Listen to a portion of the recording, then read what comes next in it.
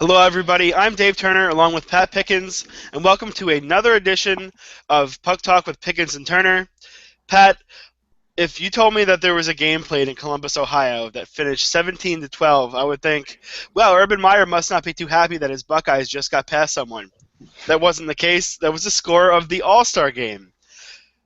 After what we saw last night, is this the end of the road, or what needs to be done to change what was certainly a debacle last night? First, Dave, nice to talk to you. It's been a while since we've done one of these. With you being out of state and remote away, it's nice to talk to you about hockey here.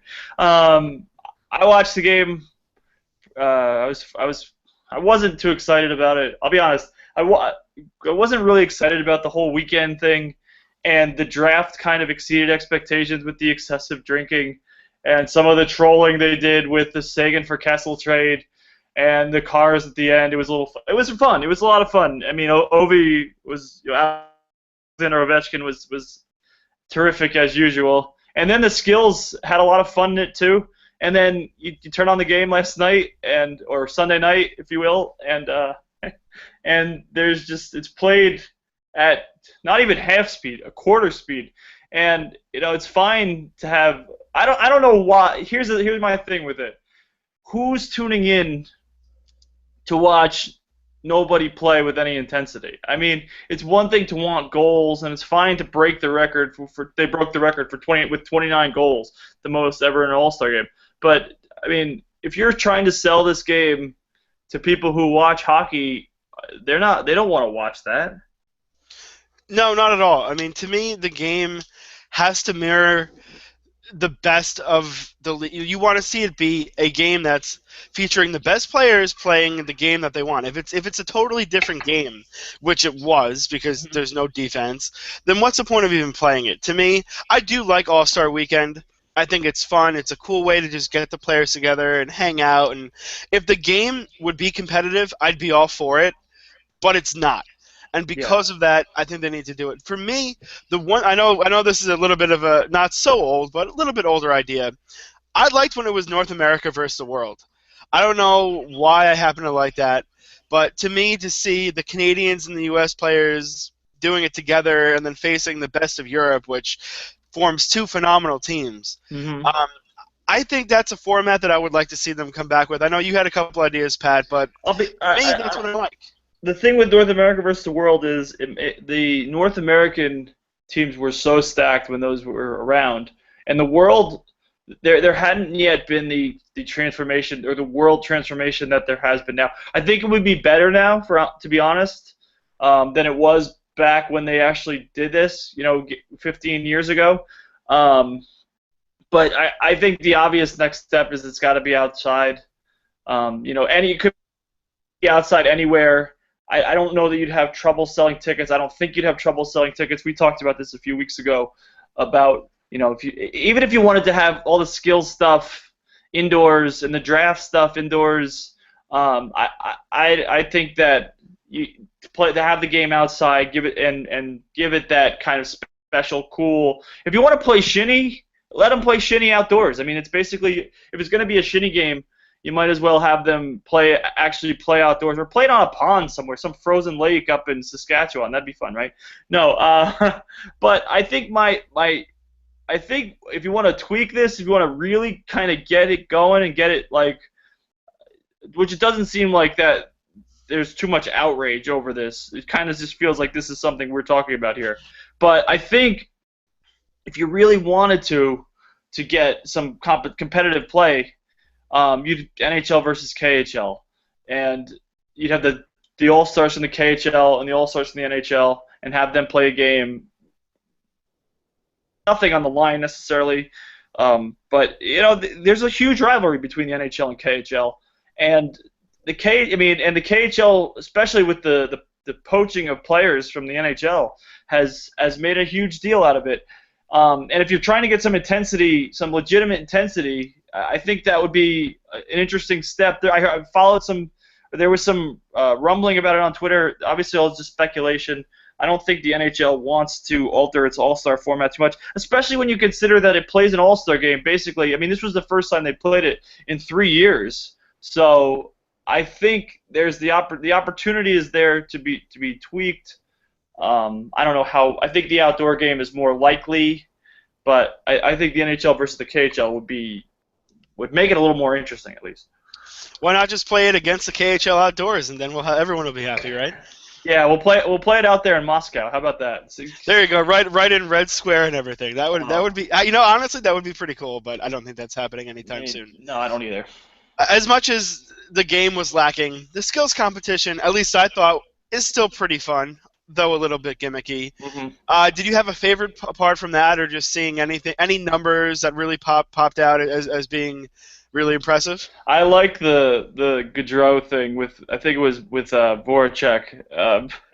They had the breakaway challenge with Ryan Johansson pulled a kid out of the crowd, and then he put an Ohio State jersey on. But then Jakub Voracek pulled Johnny Gaudreau as one of the kids he pulled out of the crowd. It's funny to me, especially when you consider that Johnny Gaudreau probably should get carded at PG-13 movies, but the skills competition is a lot of fun every year. You get the guys to. I think what the NHL needs to prove, and this is what it showcased Friday night and Saturday night, is that these guys have some personality. That these guys are fun-loving bunch. That hockey players aren't just these dull, boring sound bites that you hear. That there's a lot of personality there. I mean, we've been in dressing rooms before, and you've seen a lot of weird and funny stuff go on. You hear a lot of weird and funny things get said, and I think that the more the NHL can promote that, the better the better it is for the game. What did you see best from the skills competition, Dave? I know the Shea Weber thing was big, right? Yeah, I mean 108.5 miles an hour is tremendous. Not gonna lie, Shea Weber is a guy who I've always been a fan of. I just love the way he plays the game, and for me to see him bomb one like that was pretty cool. And to me, it's nice to just see numbers for different things. Even Patrick Kane with hitting all the corners in 13 point somewhat seconds. I can't remember the tenths and hundredths off the top of my head, but I think it's cool just to see the skills competition where you think these are the best guys, this is the very best of what we're going to see. And to me, I always like that because you can't really say that the All-Star game itself is showing you how well the guys play against each other because it doesn't happen. But at least the skills competition, it's a benchmark for seeing just how well some guys can do certain things. Especially when you consider that how much skill there is actually in the game. I mean, the GoPro video came out, I believe it was Friday, and where it showcased it had a bunch of guys come to Newark, and they wore GoPros and basically showed how much skill there is and the just insane things these guys can do.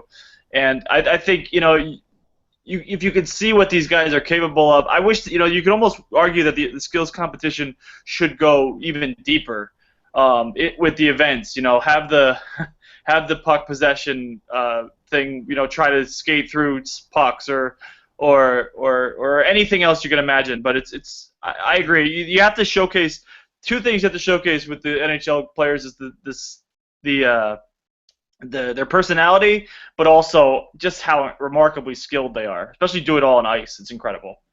Yeah, absolutely. It's a chance for them to perhaps tweak it enough that it can really be a building block moment for the league where you can, again, learn about these guys off the ice a little bit, see them do what they do. But to me, as long as the game is going to be uncompetitive like that and just a joke, it's not going to work. But switching gears now to something that does work, and we've seen it, and finally there's some justice for some teams, the outdoor games. Montreal and Boston in the Winter Classic doesn't really get my juices going, but I do like the two outdoor games. Obviously, the two being Colorado hosting Detroit, which of course is a great rivalry from a few years back, and then Chicago making their annual appearance, apparently, outdoors, playing in Minnesota. Those are two great hockey markets. The fact that they both have games now, I think is fantastic for the sport and for the entire country as well, just to get these games out there in these wonderful markets. First things first, how does Montreal and Boston not get your juices going? Come on, man! This is the original six. This is perhaps the greatest rivalry in the sport right now, and it doesn't get you going in an outdoor game. You're gonna have. I just don't like seeing the same teams in it again. Yeah, but Montreal hasn't been in it. Montreal. That's why I'm so excited about this. Is that they finally did it right, where you had the Bruins a few years back with the Flyers at Fenway. And I get that. But, you look at the Bruins and Canadiens, those two hate each other. The markets hate each other. Have you seen the games they played this year? Milan Lucic is basically public enemy number one in Montreal. I'm so excited about to get that game. It's going to be at, I believe, or I think they announced it's going to be at Gillette Stadium in Foxborough, right? Yeah. So you're going to get 70,000 people booing PK Subban every time he touches the puck. It's going to be fantastic. Carey Price, with the toque.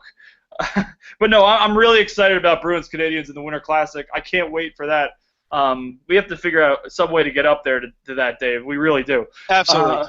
But I think I'm most excited just because the NHL saw what a Canadian market can bring to the Winter Classic, and with Toronto and Detroit a couple years, or I guess it was 2014 New Year's Day, and the passion of the Canadian fan brings it, and you have the American team behind it with Boston. I mean, Boston and Montreal, though, like I said, is the best rivalry probably in the sport right now. There are others you could make the case for, but I just think to see them outside and to have the passion of the Bruins fans, but also when you consider the great playoff series they've had through the years, it's basically must-see TV when these two teams play. I mean, at least for me. And I've watched both games they played in Montreal. I've watched parts of all three games they played so far.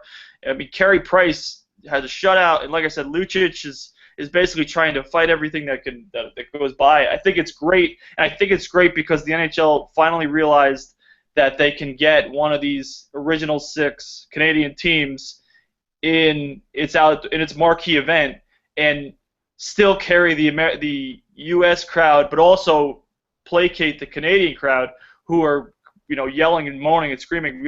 Why do we only get the Heritage Classic here? But also with the outdoor games, I'm excited about Red Wings Avalanche and the rivalry there. I think, and I'll get your take on this, Dave, too here.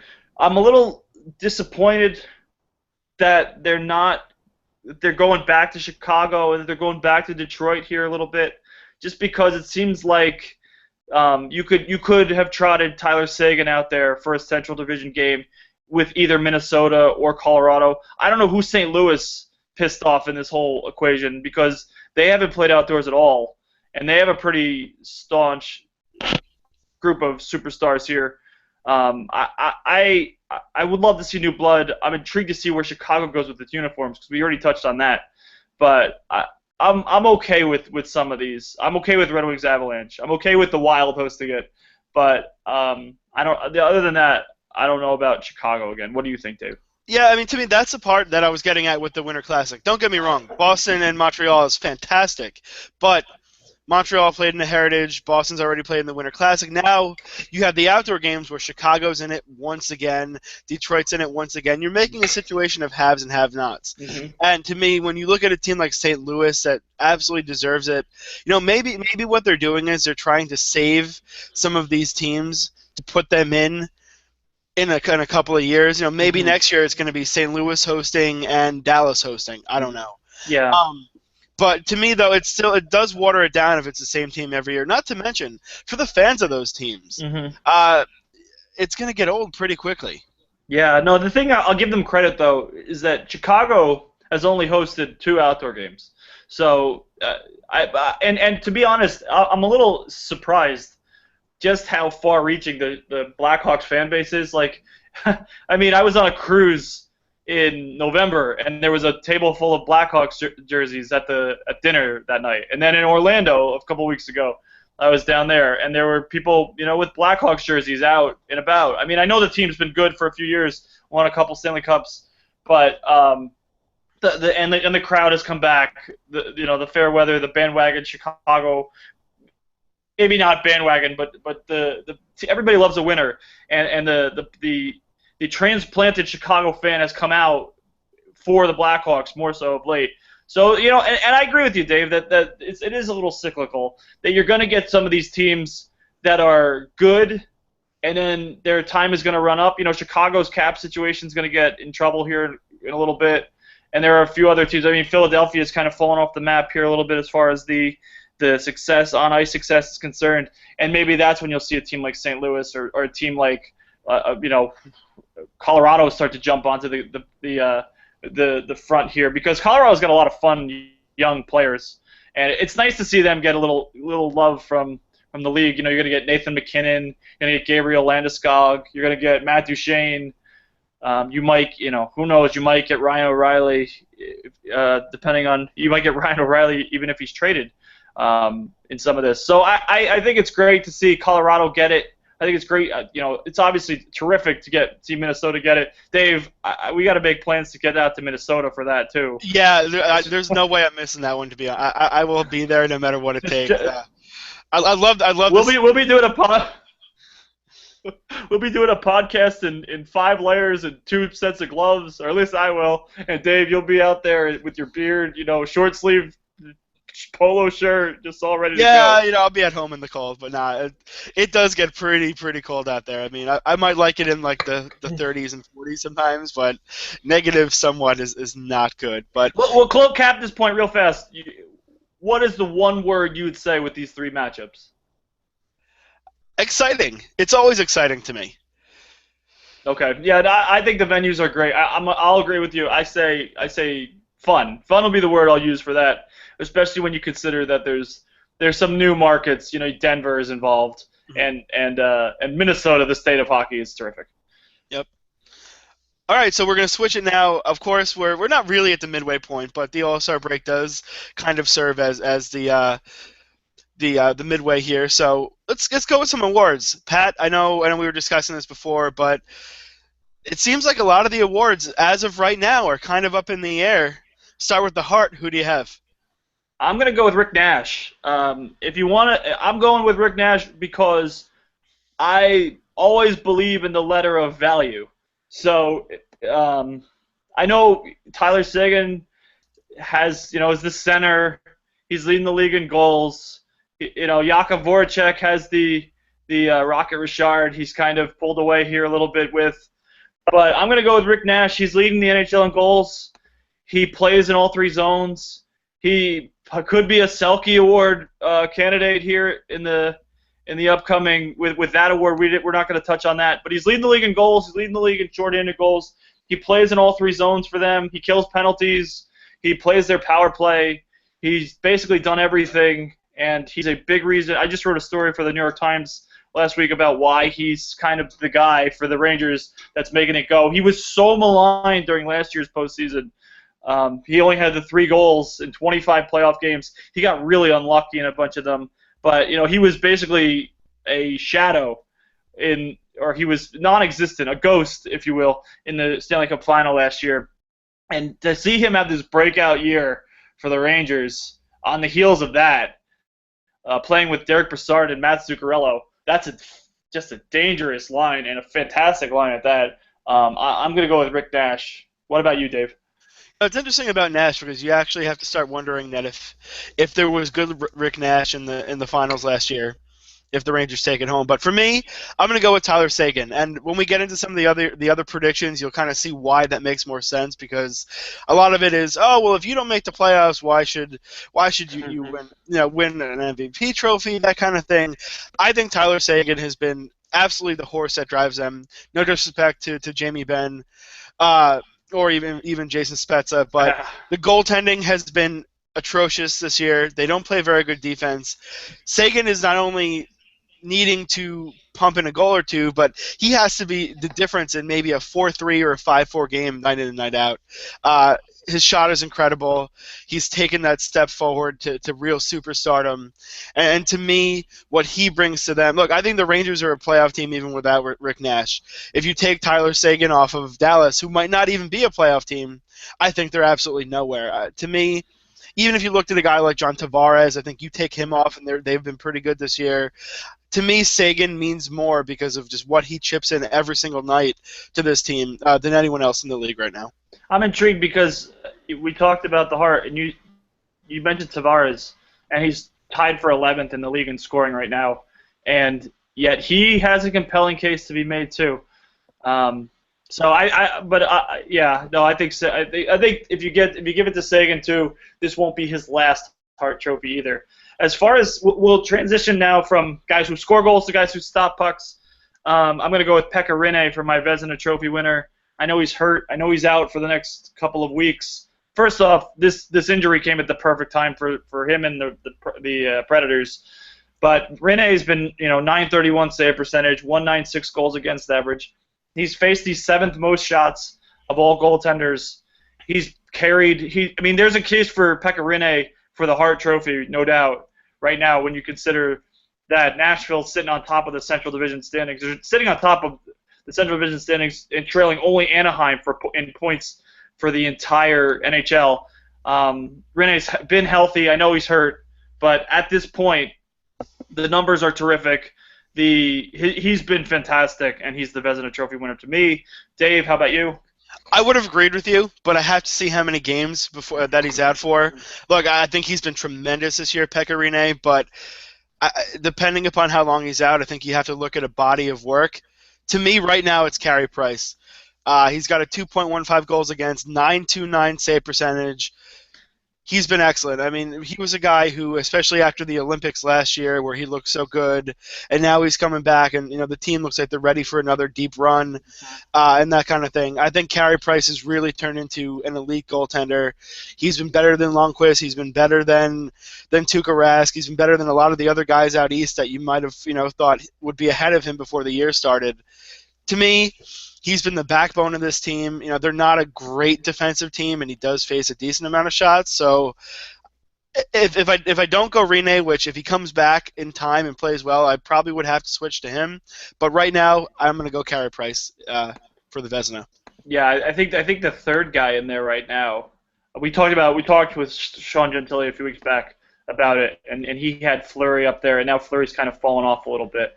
But there's some really. If it's a 3-person race, I still think, despite the injury, Corey Crawford's got to be kind of in the conversation. He's still been pretty fantastic, and Brian Elliott too, who basically missed a couple weeks, and the Blues finally realized that he's the guy. But yeah, no, you can't go wrong with either of those guys, Price or Rinne, I would say. Dave, the Norris Trophy has become synonymous with guys who post points, even though it's supposed to be the best defenseman award. Who you got for the Norris? Thinking about it, when we were talking before, I was going to go PK Subban. I think, just you saying that right now kind of, lit something in my mind here. I'm going to go with Kevin Shattenkirk. Oh, really? Because I think he's a better defensive player than any of the other guys that are on this list for the most part. PK Subban is very good. Shea Weber is very good defensively. Mark Giordano, of course, who's putting up great points right now in Calgary. Shattenkirk is elite at both ends of the ice. And to me, I think that's what it has to become. I know even when we were talking about the other day about the All-Star game, and I love Brent Burns, but I kind of pushed him aside because I don't think he plays well defensively. Or as well, and he's just a pure point guy. Shattenkirk is as good in one end as he has in the other. He's plus 17. He's got 8 goals, 31 assists. He's logging minutes that aren't quite as big as other guys. Erik Karlsson, Giordano have a couple more minutes played, but overall, I think it could be Shattenkirk. I think that's a fun and good call by you. I think I commend you for that decision. I'm going to go with Drew Doughty. I picked Drew Doughty before the year as my I believe I picked him before the year as my Norris Trophy winner, and there's no reason to go against that. He has 28 points, 24 assists. He's playing almost 30 minutes a night. He's second in the NHL, trailing only Duncan Keith. Or I'm sorry, he's second. His Corsi for percentage is in the high 50s. As far when he's playing that many minutes is pretty impressive. He drives play. He's the Kings' best defenseman. I know the Kings are having a bit of an off year here, and Doughty is only a +1, which really isn't very good. But if you put stock into plus minus, but like I said, 24 assists, 28 points, playing major minutes, playing a shutdown role. Two-way defenseman, especially for a team that's been having some defensive woes, finding a third pair since it lost Willie Mitchell and Slava Voinov. there's definitely some room for this, and Mark Giordano's got a great case to be made. I don't think his team drives play, and I think what's most impressive to me is Doughty's is the ice time. I mentioned it earlier, 29, 22. He's averaging 32 shifts per game, almost 33 shifts per game, which is the most of any defenseman in the league. He's good on the power play. He's good at driving play, shots on goal, and I would pick Drew Doughty for now. Interesting. Here's a question for you. There's a couple young guys that are hovering around this year that have played really well. Just three that come to mind for me are Semi Vatanen of the Anaheim Ducks, TJ Brody of Calgary, and Roman Josi of Nashville. Those three guys, to me, seem like they're the next generation, quite possibly. If you had to give it to if you had to give it to one of them, like guys who are really up and coming, was there any one of them that really stands out to you in that regard? I think Josi gets. I think Josi doesn't get enough love from. I mean, we've talked about Roman Josi a lot. He has 21 assists this year, and he has 28 points. And if you think of him more as kind of this defensive shutdown guy, but I like him. I like what he gives Nashville. I mean, Nashville's got a great young crop of defensemen. I mean, TJ Brody's been playing with Mark Giordano the whole year, and they've been a pretty good pair. I just can't get over the possession numbers with Calgary. Just in general, just because they're such a mediocre as far as the possession is concerned. And if you take a look at their possession numbers, they're not very good as far as Brody or Giordano. But I mean, I like the year Giordano's having. I think he has to be in the conversation. I think Brody as his partner has certainly been solid. And who was the third player you named there? Semi Vatanen. Oh, yeah, he's been terrific too. I agree with you that this is a young crop of up and comers. Vatanen, I believe, is only 20 or 21. He's very young. Yeah, so I mean, and Yossi's kind of been logging big minutes. He's had to the last couple of seasons here. I think we'll see it from one of those guys in the future. But I think this year, and honestly, it's just because of, if you consider that this is, again, like I said, become an award that's kind of the best offensive player, the best two-way defenseman, but mostly the guy who's posted the best points. I mean, Erik Karlsson won it a few years ago, and PK Subban won it a couple years ago, and I guess Duncan Keith won it last year. So he's kind of the best two-way defenseman there is. But I think there's room for growth with Brody for sure. I mean, I think the hockey world's finally starting to get wise to those guys, Giordano and Brody. Even though, like I said, the Corsi numbers, they're only 47% Corsi for, which as a top pair is not very good. But they're obviously the best pair of defensemen from the advanced stats that Calgary has. But I agree there's a transition here coming, maybe a paradigm shift, if you will. I mean, Alex Pietrangelo could get some love here, too. The guy plays more minutes than anybody. But there's a bright young crop of defensemen coming up. What do you think about those three, Dave? Who would you say is most deserving? I mean, considering also that there are a bunch of guys in Winnipeg that have missed a lot of time, young guys. Yeah, like Trouba, Topi. Even the guy who I know you like a lot, Aaron Ekblad from Florida, is a guy to throw in there too. Even to a lesser extent, Torrey Krug is another younger guy. To me, I've really liked Sami Vatanen this year. But Roman Josi is a very, very underrated player. Where I think he's like the middle child behind Seth Jones and Duncan Keith. Duncan Keith. Wow, Shea Weber. I don't know why. Shea Weber, yeah.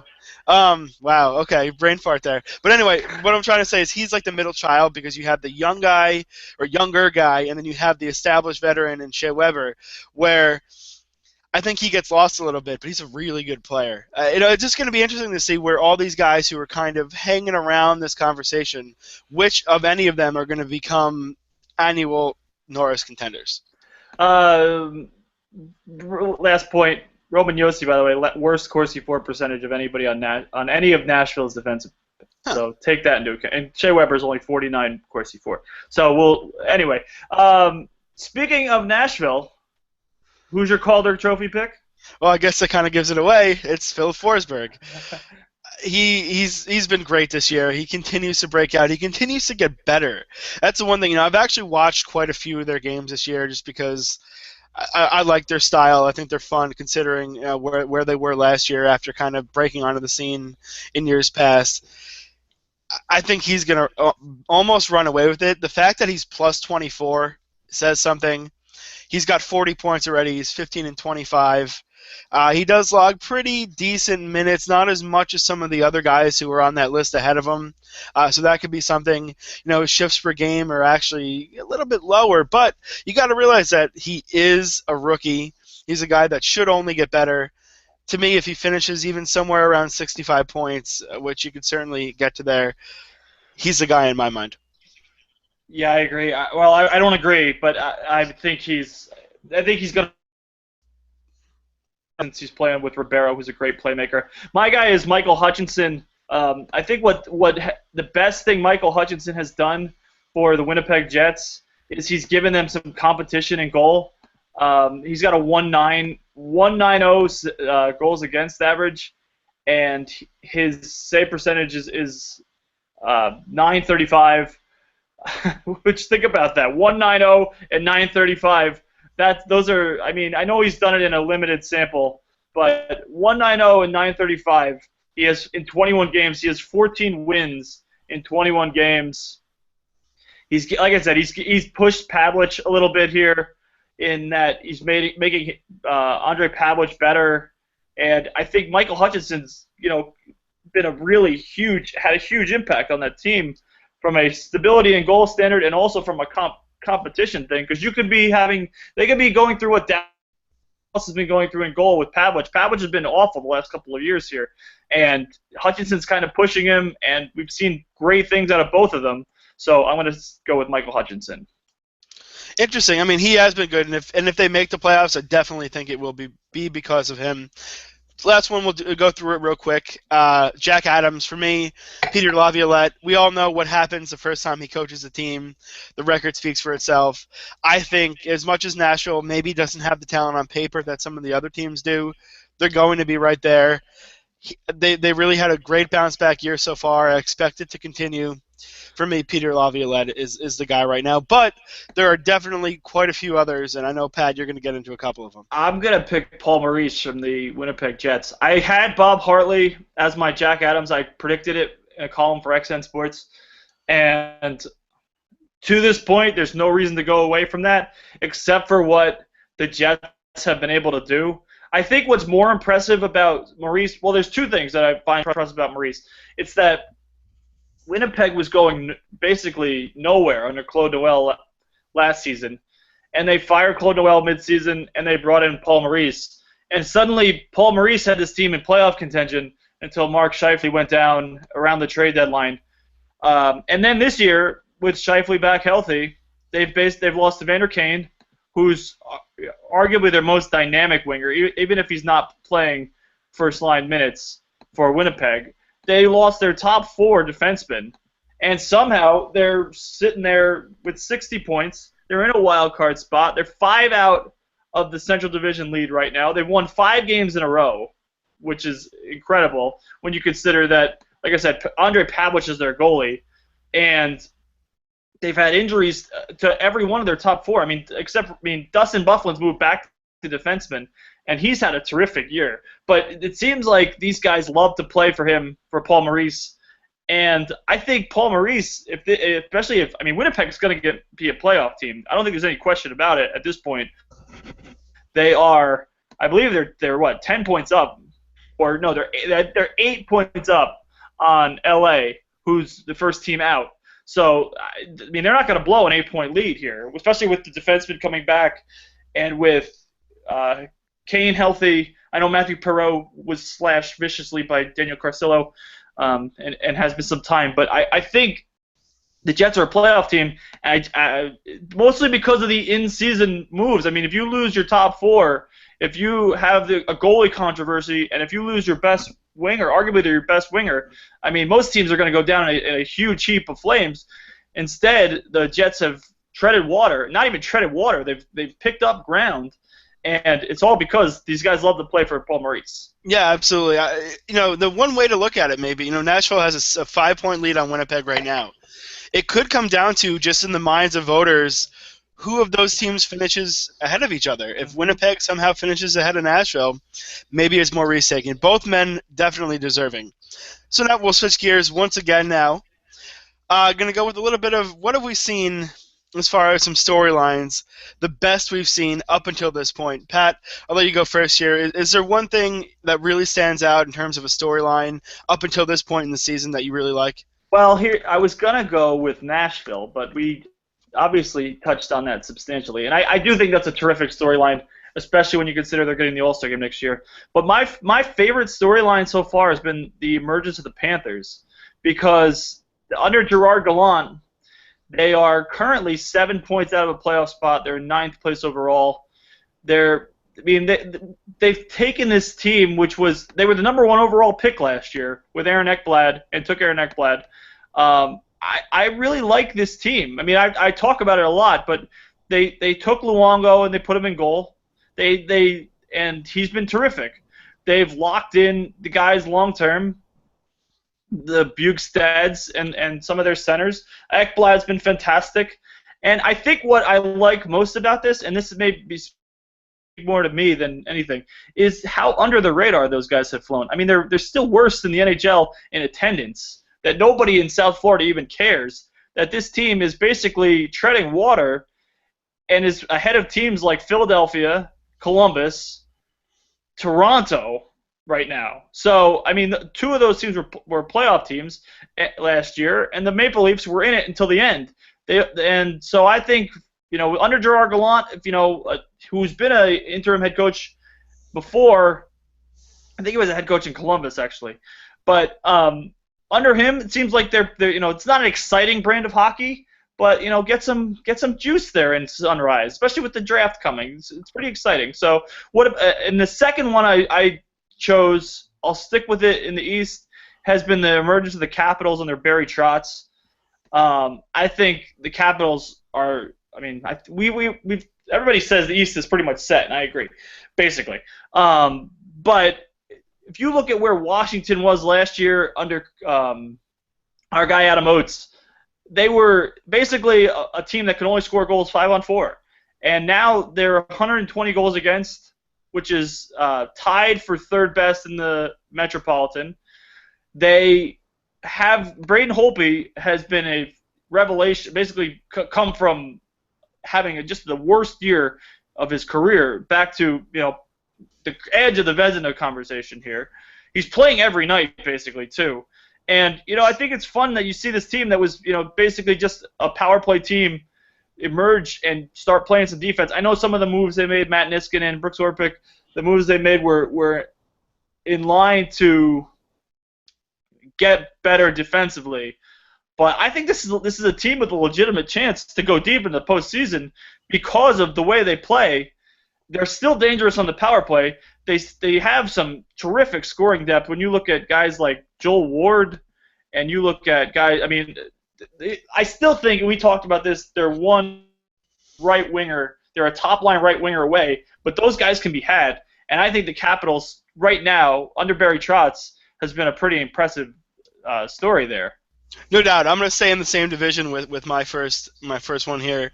I think, to me, one of the best storylines is the Islanders sending off Nassau Coliseum in style and looking like they're going to have a team that can compete now in Barclays Center in the future.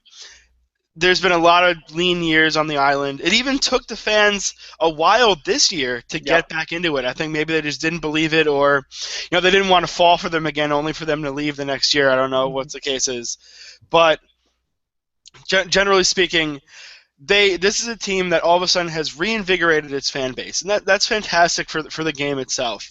John Tavares, of course, is a superstar. Kyle Okposo, right there as well. But guys like Ryan Strome, Brock Nelson, Franz Nielsen, and of course, bringing even in guys like Mikhail Grabowski and Nikolai Kulemin Hmm. were good things for them.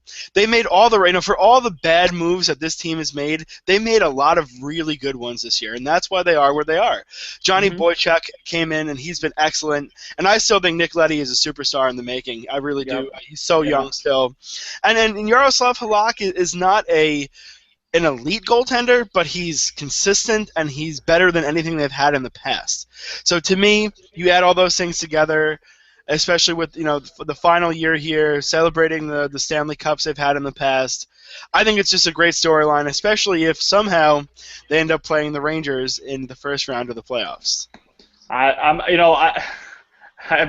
touting that. I would love to see that. Either just at any point in the postseason. And I know I've talked to a bunch of Ranger and Islander fans over the weekend, and I know they're on board with this. Although I know that they want to see that as a second round playoff matchup, just so one of them has the chance to go to the Cup final.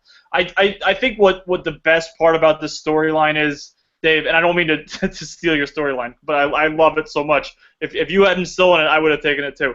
But is that fans flock to buildings to send them off anyway, and that, like you said, every team player, beat writer that goes into that building for the last time. I mean, the Nassau Coliseum is not a great building, but you hear people talk about how much history there is there, and how much the championship teams of the '80s, and to be excited to go to the building that hasn't had a lot of life or a lot of energy in it, save that playoff series a couple years ago, in a long time.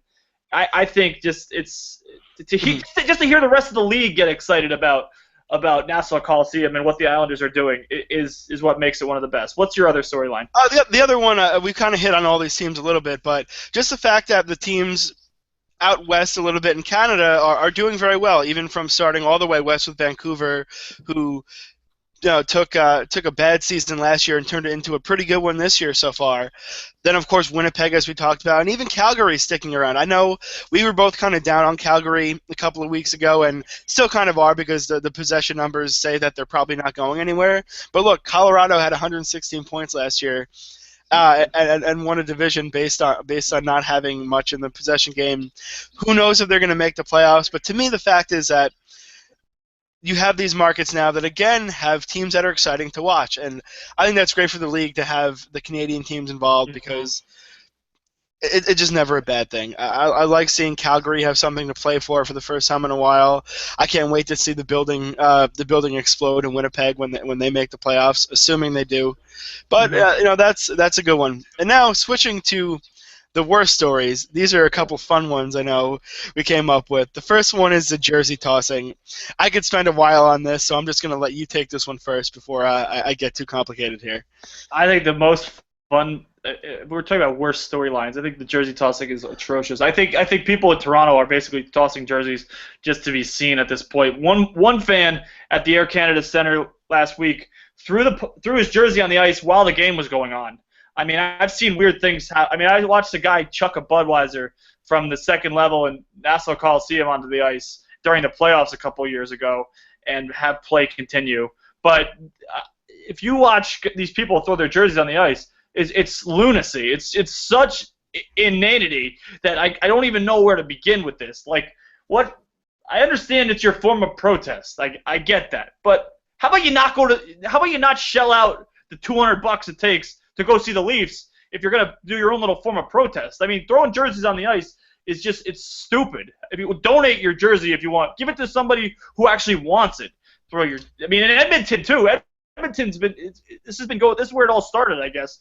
I guess it was last year or the year before with the jersey tossing on the ice. Like, do something productive with your life. Mm-hmm. Call in and weigh in on talk radio. Scream and yell and do whatever it takes. But throwing your jersey on the ice is just dumb. Go, Dave. Especially with Toronto being the center of this. Look, if you want to say to the ownership that you don't like what's going on, showing up to the game and throwing a jersey on the ice is not going to do anything. How about not showing up to the game? Toronto, of course, they have such a big fan base and everyone wants to go, but you want to really scare the owners, throwing a jersey is not going to do it. Not showing up, and if they actually had a couple games where it wasn't quite full, that would Hmm. scare the hell out of them. And Yeah. to me, of course, I get it. I get the fans. Look, it happens. You're going to have seasons that are really going to frustrate you as a fan. But throwing a jersey that's $200 after spending the money on beer and food and the ticket and the place, why are you throwing $500 at the drain? I mean, it doesn't make any sense to me. I think it's just trying to get on TV or trying, oh, look what I did, that kind of Mhm. thing.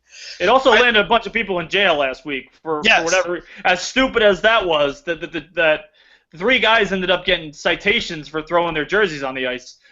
Good for Toronto for actually enforcing some of this stuff though, because it's getting to be ridiculous here. Yeah, I mean, what is it? What is Toronto, Philadelphia now? I mean, I don't know. Yeah, I know. I made my dig at Philly. Okay. There's a little bit of truth to that, but we'll save that for a different day. But yeah, to me, it's just lunacy. And if you really want to make your voice heard as a fan base, do what the Jets did with the fire John Idzik. Because if you think no one saw that, you're wrong. Because people definitely did see that. Or don't show up to the games. Throwing a jersey on the ice is nothing but a nuisance, and it slows the game down. Yeah, I there are better ways to protest, and I agree with you. Take to social media, get a thing going here, get a campaign going. Everybody knows that the team's not going the way the fans want it to. And what's interesting to me about this is that so many people up there get so agitated or so critical of the fan base up there that it's all the 100 levels, all the corporate people. It's like New York in that way. But I mean, think about, like you said, the Rangers really committed themselves once the Garden stopped selling out for Ranger games. Mhm. So I know Toronto, the Maple Leafs is the mecca of the NHL, and if they stop selling out, hell, I'd go up there and watch a game at the Air Canada Center. But make your voice heard. Go watch the Marlies. Go take in another game that if you want to get your hockey fix and you're fed up with the Leafs, turn them off. So that's number one for us. And the second one is actually something that was legitimately dangerous and not fun for the worst first half storyline. And I think thankfully it's gone away a little bit, is the mumps. Because it felt like every Devils press conference I attended this year, somebody new had the mumps, and it was mostly guys I'd spoken with. So I was a little nervous there for a while. We had Sean Gentili on, and he talked about the mumps. Dave, what's your take on this mumps stuff? I guess it's gone away finally. Yeah, it's very dangerous because you had Sidney Crosby apparently getting a vaccine as a kid and a booster when he went to Russia, and he still showed up with it. To me, that's scary. Not anything to do necessarily with hockey, but just the fact of anyone who's around that if this thing got worse, or even the question that still remains as to why was this happening if these guys, or at least some of them, had the vaccine. Very, very peculiar to me. So I agree. at least everyone's okay. I know there are a couple of side effects that can come with mumps. In men, there can be sterility, and you can also you can crack your eardrum with the swelling, and those things are certainly not cool. Meningitis too, which is deadly potentially. It could Yeah. lead to. So, but no, I mean, I think there's a small contingent of or a small voice of people who think that obviously this started.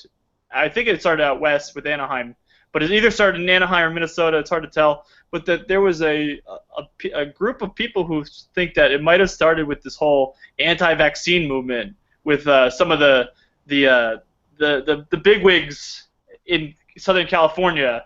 So it's interesting to speculate on that, if that's where the cause. Some wife who's anti-vaccine doesn't have her kids vaccinated, and then gets the mumps, and then gives it to a player, and then it spreads like wildfire. But it's funny though that in the year 2014 we could get mumps, or 2015 even, because there were guys with mumps this year. But like I said, thank God it seems like it's finally gone away. Yeah, I'm going to stay away from conspiracy theories. I think that one kind of blows up a little bit. But right now, just quick couple things before we get out of here. If you can give me a bold prediction the rest of the way, what would it be? The rest of the hockey media we follow, Dave Lozo obviously said it too, that the Eastern Conference playoffs are pretty set. But I'm going to go away against that. I think the Florida Panthers are going to make the postseason. And if you listen to us for any stretch of time, you know I'm a big Panther fan at this point for this team. They don't give up a lot of goals. They, have some young talent up front. Got Huberdeau and Barkov and Bukestad and Ekblad looks like a stud. As this team continues to play for Gerard Gallant, they're going to roll down the hill and gain some momentum. And if you think I'm crazy, they have 4 games in hand on the Bruins. They're 7 points out and have 4 games in hand. That means if they win those 4 games, they're ahead of the Bruins. I know they have to win those games, but I think this isn't the Panthers' year. But I think you look at it. Last year wasn't supposed to be Colorado's year. Last year wasn't supposed to be Dallas's year, and they fell off in the midseason, or Dallas at least fell off midseason and then rushed furiously to the postseason. I think Florida's gonna. I know Boston's got hot a little here, which is kind of sinking my prediction. But I think the Panthers are gonna get in here, either over Boston or over someone else, because they're right there. They might look far away, 7 points back, but they're right there with those games in hand. What do you think, Dave? What about your prediction? I'm going to go with the Dallas Stars making the playoffs. I think this team was on an upswing after last year. Then all of a sudden, Kari Lehtinen decided that he wasn't going to be nearly as good. And they struggled all year. They have. But I think they're starting to turn the corner. They have some young guys that are starting to chip in, as well as a guy like my Hart Trophy winner in Tyler Seguin. I think they're going to find a way. It's probably going to be at the expense, possibly, of the Kings, because we think the Jets are in, or Calgary. But look, I think they can play better hockey than they've even played up until this point for sure. They're my surprise as far as who gets in. I would be intrigued to see that, because it also might come at the expense of Vancouver. First week out of the break, obviously Monday everyone's off, but we get right into it. Dave, what are you looking forward to in the week ahead? For me, there's a game on Thursday. Nashville at St. Louis. Nashville, no Pekka Rinne. St. Louis trying to make that push to get up top. It's all going to be about positioning and seeding right now. Mm-hmm. And to me, all those games that are intra-division games within the Central are going to be very interesting, because it's so close. You have 4 teams that are all within striking distance of each other. To me, this is just one of the first ones of many, and it should be a war. I am going to be closely following the league this week, because like you said, there are some fantastic matchups. I mean, you look at the trip. Anaheim has to go to Vancouver and has to play San Jose and then host Chicago this week. Those are their 3 games. But what I'll be keeping my eye closely on, and those who know me know I follow the Metro pretty closely, is the Rangers. Snow permitting, the Rangers are supposed to play on Long Island Tuesday night in the first of 3 games at the Coliseum in the second half, and then I'll be at the Garden Thursday to take in their game with the Montreal Canadiens. So Islanders, Canadiens, Tuesday, Thursday for the Rangers, and then they close the week with Carolina. So, but no, and then also I'm really excited about rivalry night Wednesday, Pittsburgh at Washington. Could be a first-round playoff preview, and then also the nightcap, the Blackhawks and Kings, which is a rematch of last year's the last 2 Western Conference finals. 2, yeah.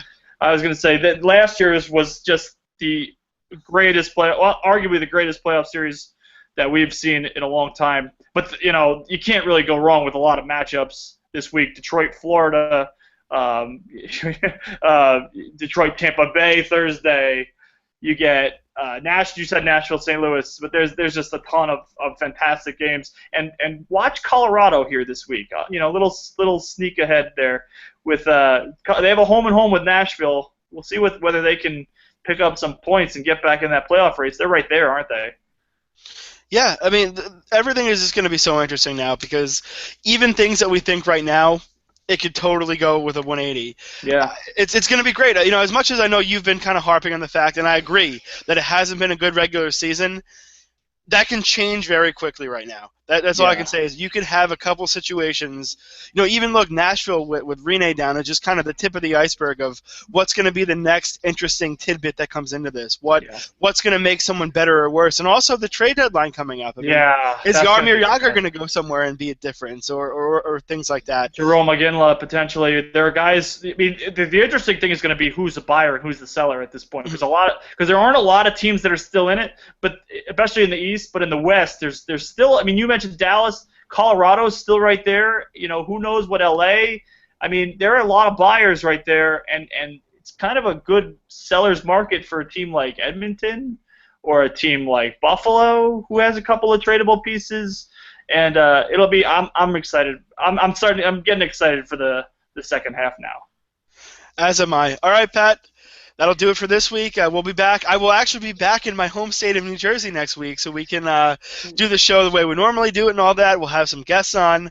No more Connecticut for me. I am all Connecticuted out. I don't need to hear the brass bonanza anymore. You're like the NHL. You're moving out of Hartford area. I am. I'm taking it south. So. All right. Good to talk to you, Dave. All right. For Pat Pickens, I'm Dave Turner. We'll catch you next week.